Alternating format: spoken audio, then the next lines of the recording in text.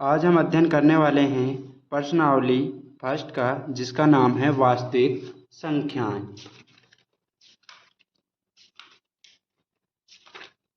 हमारी प्रश्नावली 1.1 है, जिसका पहला सवाल है निम्नलिखित संख्याओं का एचसीएफ ज्ञात करने के लिए यूक्लिड विभाजन एल्गोरिथम का प्रयोग कीजिए। जो हमारा पहला सवाल है वो है 135 और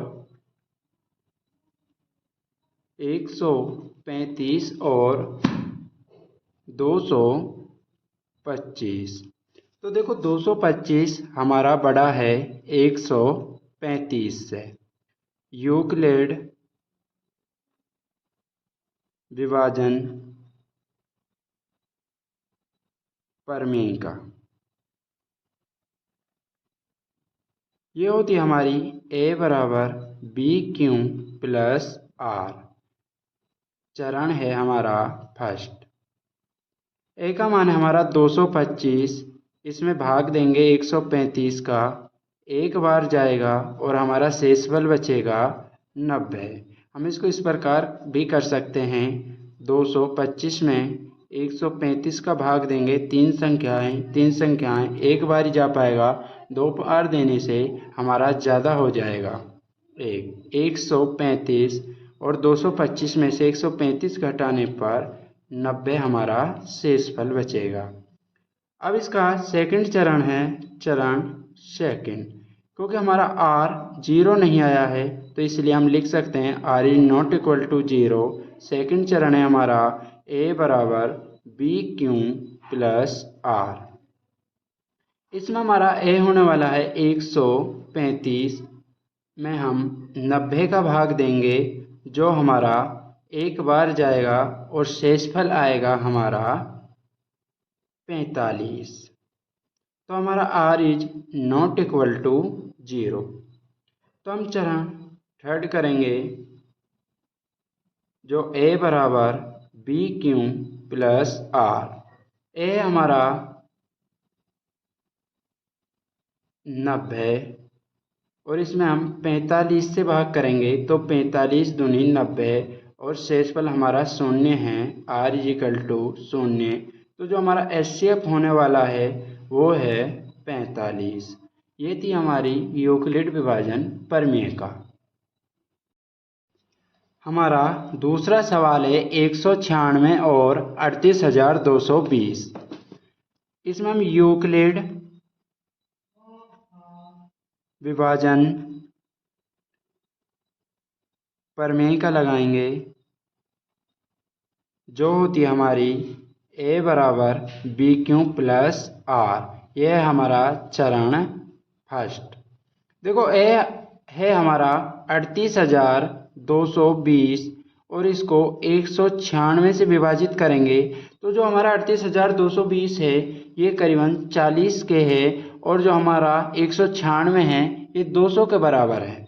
तो 200 गुणा 200 करने पर हमारा 40,000 ही आएगा। इस प्रकार 196 को हम किस संख्या से गुणा करें जो लगभग इसके बराबर या इससे कम आए। तो हमारी जांच करने पर पता चलेगा कि 195वीं संख्या है, जिसका 196 से गुणा करने पर 38,220 आएगा और r इज इक्वल टू 0। तो हम कह सकते हैं r हमारा 0 है, तो हमारा एचसीएफ होने वाला है वो है 196। हमारा तीसरा सवाल है 867 और 255। इसको सरल करते हैं। 867 हमारा बड़ा है 255 से। यूक्लिड विभाजन प्रमेय का यह हमारा चरण फर्स्ट। a बराबर b q plus r. a हमारा 867 और इसमें 255 का भाग देने पर 3 बार जाएगा और शेषफल बचेगा हमारा 102। r is not equal to 0। चरण सेकंड। अब 255 को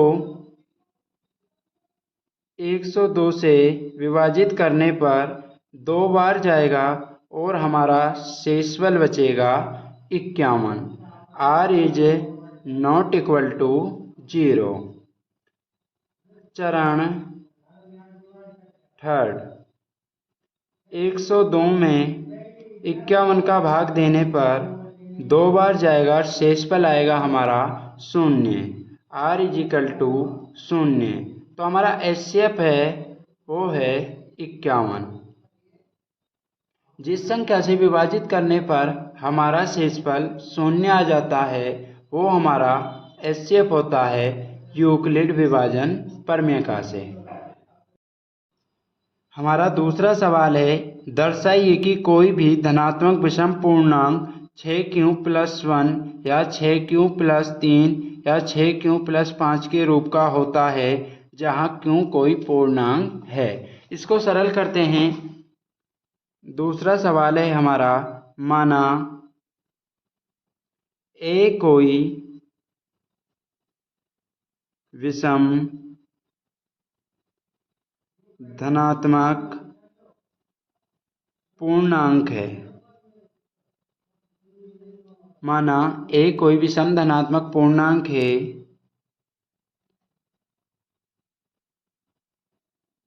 जिसको 6 से विभाजित करने पर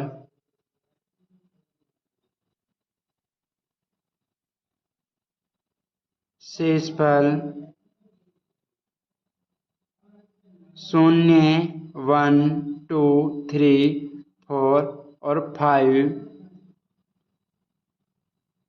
आता है। यूक्लिड विभाजन प्रमेय से। ये होती हमारी a बराबर BQ + R। a को 6 से विभाजित करने पर शेषफल 0, a को 6 से विभाजित करने पर 1, 6q + 2, a बराबर 6q + 3, a बराबर 6q + 4, a बराबर 6q + 5। तो हमारे 6 समीकरण आ चुके हैं। समीकरण 1, 2, 3, 4, 5 और 6। तो हम कह सकते हैं कि हमारा जो समीकरण 1, जो हमारा समीकरण 2, 4 और 6 विषम धनात्मक पूर्णांक हैं जो हमको सिद्ध करने थे। हमारा तीसरा सवाल है, किसी परेड में 616 सदस्यों वाली एक सेना आर्मी की टुकड़ी को 32 सदस्यों वाली एक आर्मी बैंड के पीछे मार्च करना है। दोनों समूहों को समान संख्या वाले स्तंभों में मार्च करना है। उन स्तंभों की अधिकतम संख्या क्या है जिसमें वे मार्च कर सकती हैं। तो हमको 616 और 32 का HCF ज्ञात करना है। तो 616 और 32 के HCF हम यूक्लिड विभाजन प्रमेय का द्वारा ज्ञात कर सकते हैं। तो 616 हमारा बड़ा है 32 से, तो चरण फर्स्ट a बराबर BQ + R। 616 में 32 का भाग देने पर 19 बार जाएगा और हमारा शेषफल बचेगा 8। हम कह सकते हैं r is not equal to 0। तो चरण सेकंड, a बराबर BQ + R। 32 को 8 से विभाजित करने पर 8 का भाग 32 में 4 बार जाएगा और हमारा शेषफल 0 आएगा। r = 0। जो हमारा HCF होगा वो होगा 8, क्योंकि 8 से विभाजित करने पर हमारा शेषफल 0 आता है।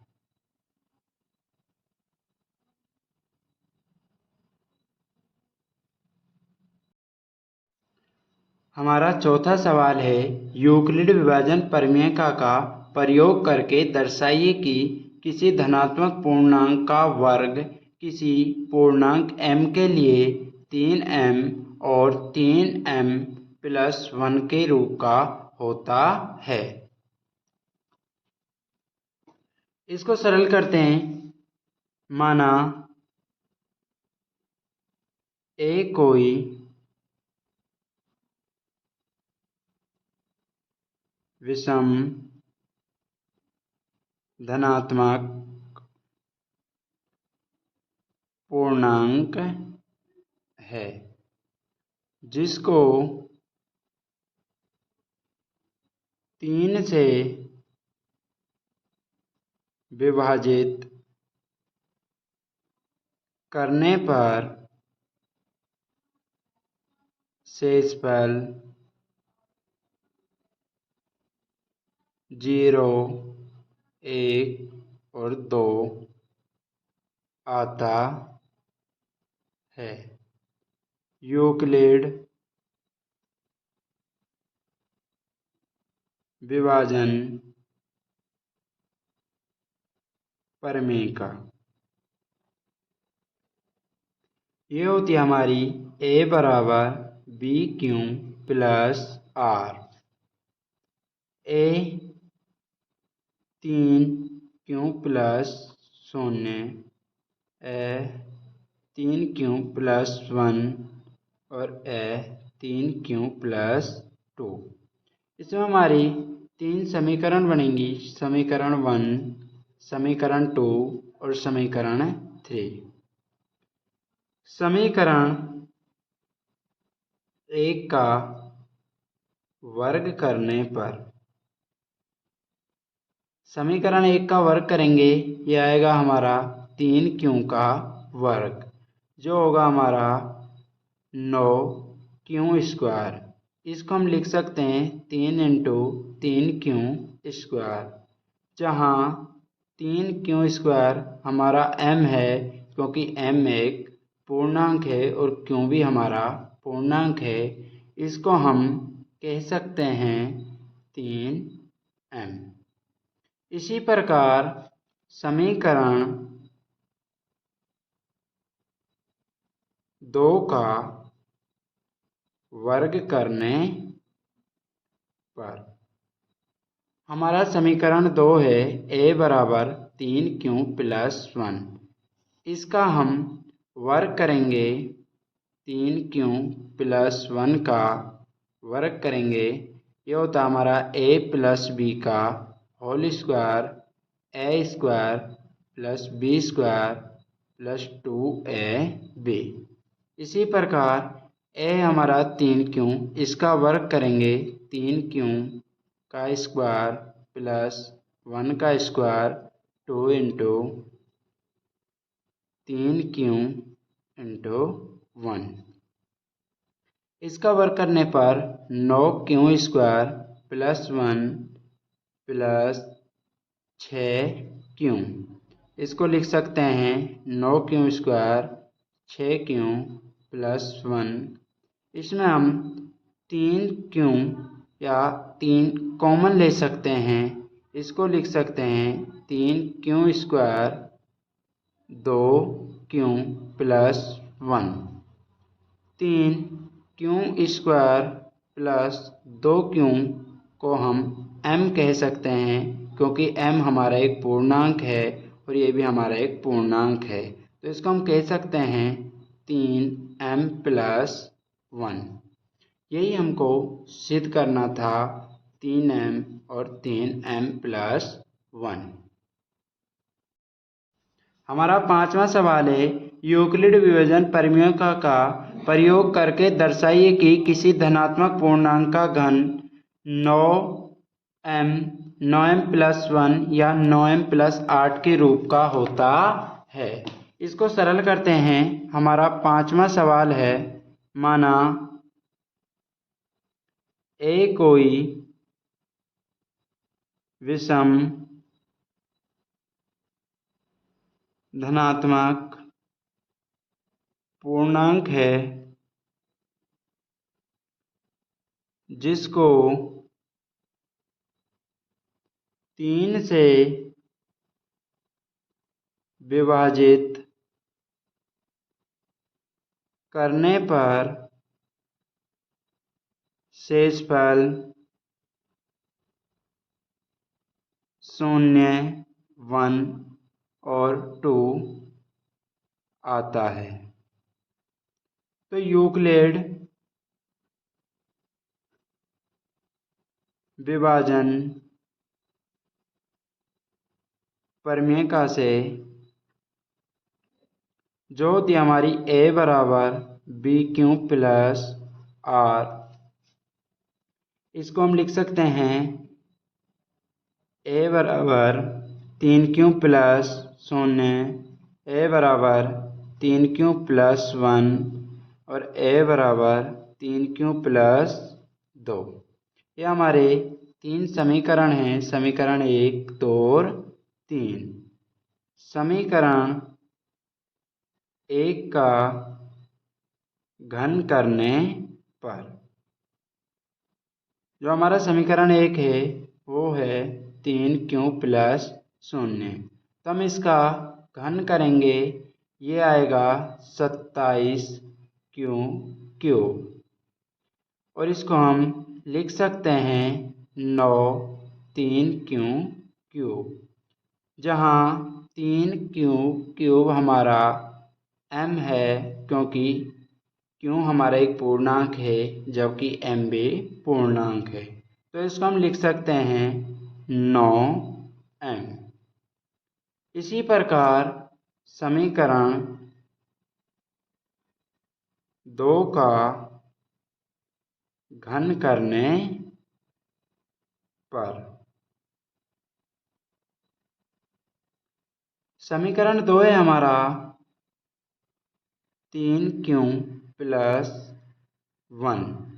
इसका हम घन करेंगे, इसका सूत्र होता है a प्लस b का cube, a cube plus b cube plus 3 a square b plus 3a b square.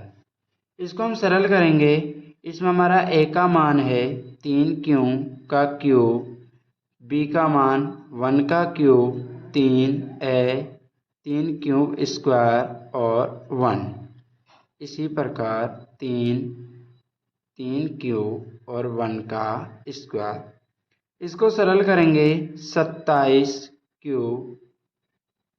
का क्यूब 1 और 9 तिया 27Q स्क्वायर प्लस 9Q।